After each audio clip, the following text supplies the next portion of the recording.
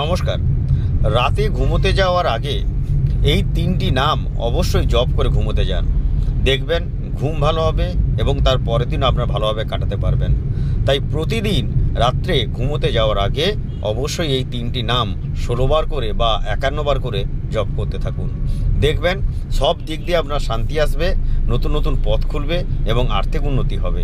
আর্থিক উন্নতির জন্য এবং পারিবারিক উন্নতির জন্য আপনারা অবশ্যই এই 3টি মন্ত্র রাত্রে ঘুমোতে যাওয়ার আগে জপ করতে থাকুন।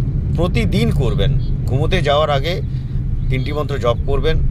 এই 3টি মন্ত্র যদি জপ করতে পারেন তাহলে আপনার রাত্রে ঘুমও ভালো হবে এবং তার পরের দিন আপনার ভালোভাবে জীবনযাপন করতে পারবেন।